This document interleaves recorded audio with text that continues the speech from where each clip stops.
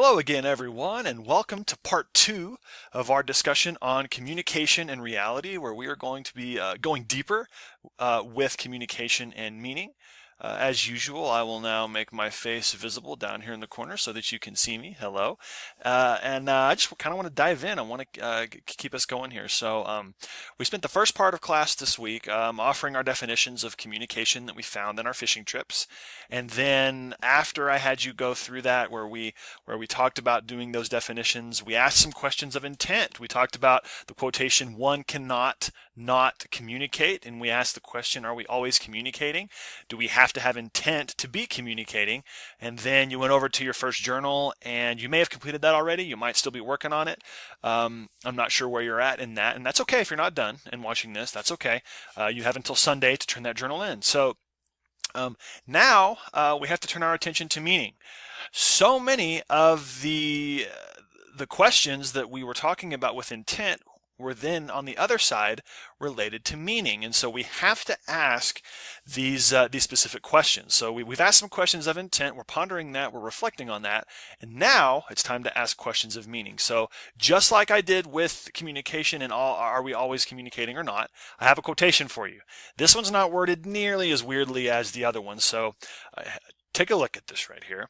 The quotation for us to kind of get us on this track is, words don't mean, people mean. I know it sort of sounds like that old quotation that guns don't kill people, people kill people. And it's kind of in the same vein of meaning, I think.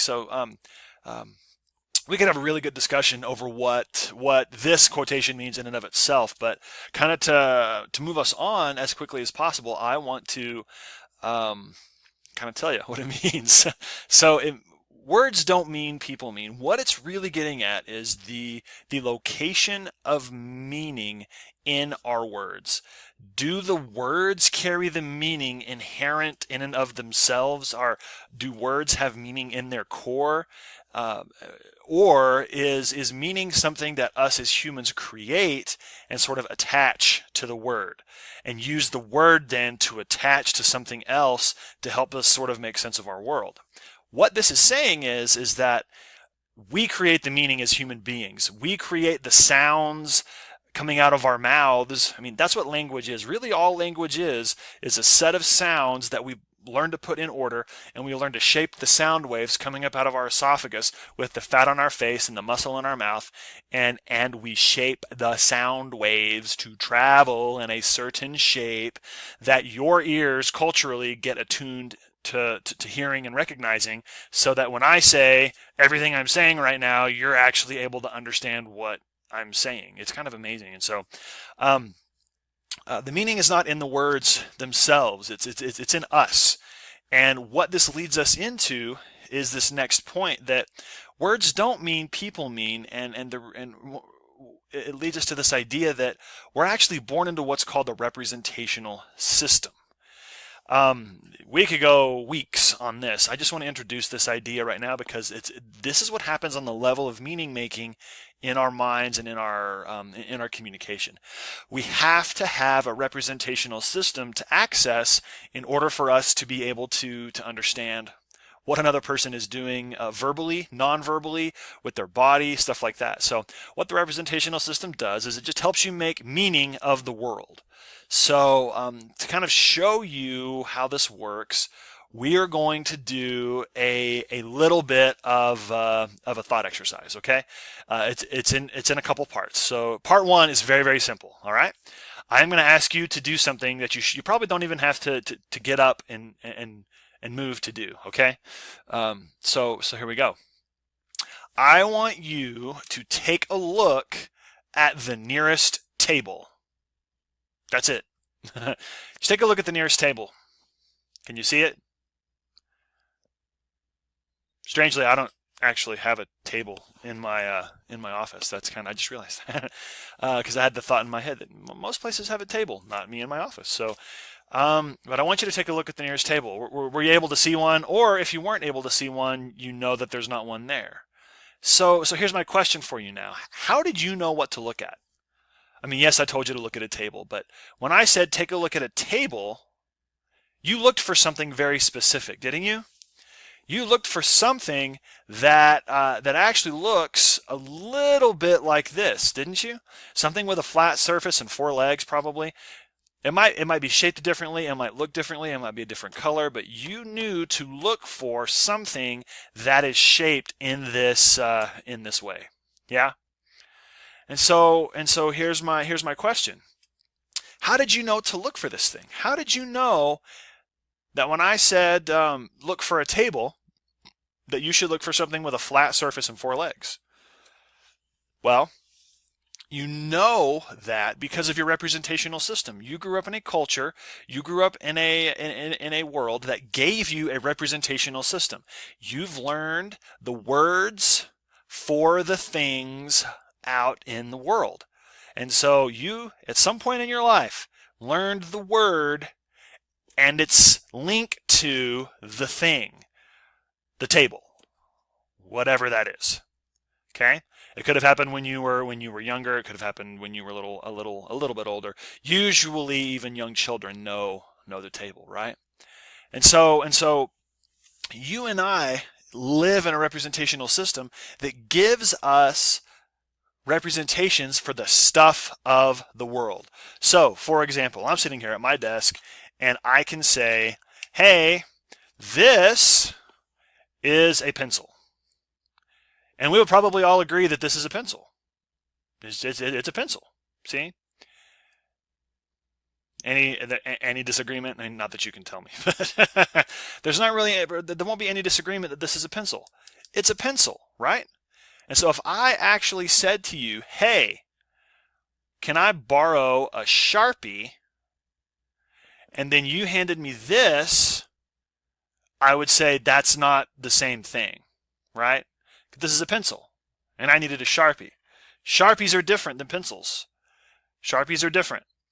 And in fact, it would even be strange for me to call a Sharpie a pen, because our representational system is so complex that the difference between a pencil and a Sharpie is pretty drastic. Even though they're both writing implements, even though they're both things that I can use to mark on stuff with, they are not the same thing, and I know this because of my representational system. Okay, so that's how I know that this thing right here is a table. I have a word for a thing.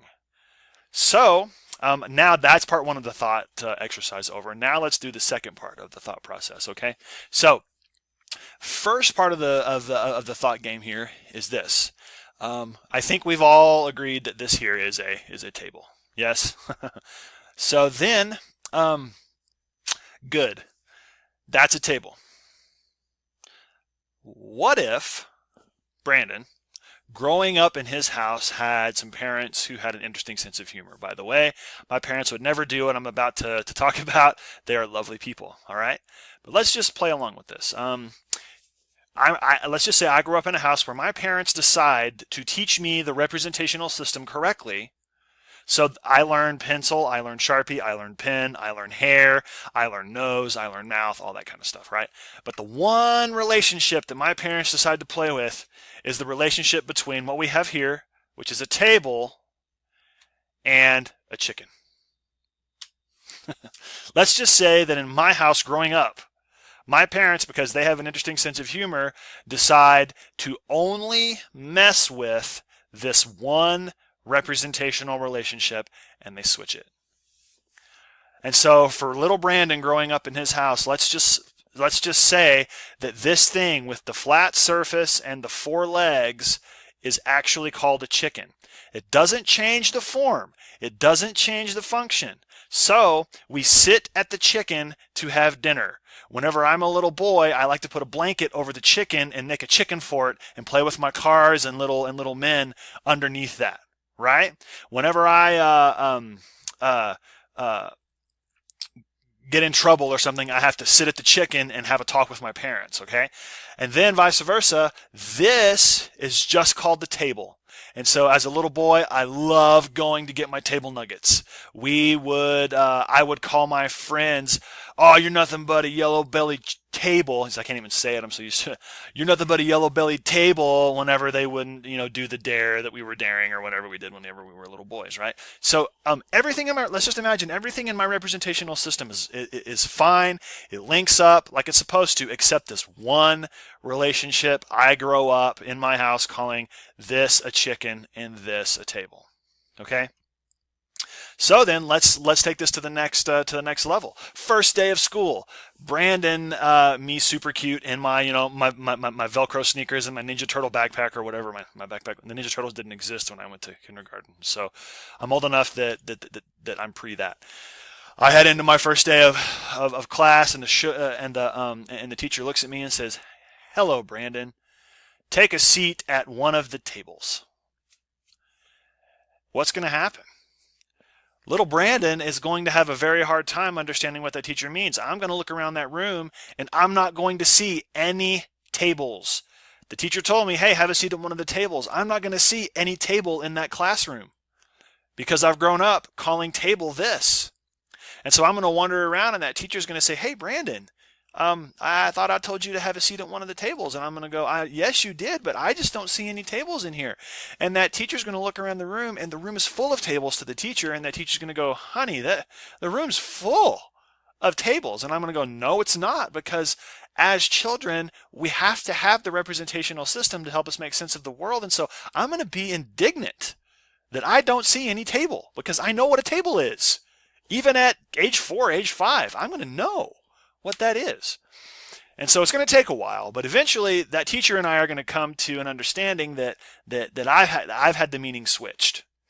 And that teacher and I are going to have to work pretty hard to fix this back to how it's supposed to go. It's supposed to be, this is a table, this is a chicken. And I'm going to have to rework my whole understanding of, oh wait, so it's not table nuggets, it's chicken nuggets. Okay, it's not a chicken fort, it's a table fort. And I'm really going to have to rework my meaning making structures, even around just one simple relationship here, okay? And so I go through this whole weird thought exercise to show us how important the link between the word and the thing actually becomes in our meaning making process.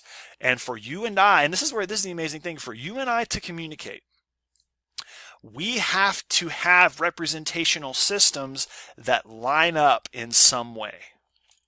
And so this is why people who speak multiple language can sometimes have well, first of all, they have better access to both sides of their brains because they're always having to translate, because the representational systems don't always line up. Sometimes there's something you have in your other language that you're trying to make sense of in this other language, and they just flat don't meet. And so you have to find a way to make it work somehow, right? I'm not saying one's below or one's above. I'm just trying to show that I'm doing the Vogue or whatever that is or something. Sorry. I can't edit that out and I'm too far in, so that's going to stay. And I immediately regret it. Anyway, we'll go back on to what we're doing here. So you have you have these meaning making structures in your world, and you rely on them, and I rely on them, and I rely on you and I to be able to come to terms with, okay, when I say table, you know what I mean. When I say chicken, you know what I mean, right? And so the folks who speak multiple languages get really good at translating and working these things out in their brains. So what this leads us to is it leads us to the importance of the representational system in our understanding of the world in which we live in. Okay? And so what I want to do right now is kind of pause right here, and then I want to do another screencast to kind of cover the final definition of communication, so I have plenty of time to cover it. So just as soon as this is over, just move down to the next thing and click that next screencast, and we'll continue our discussion.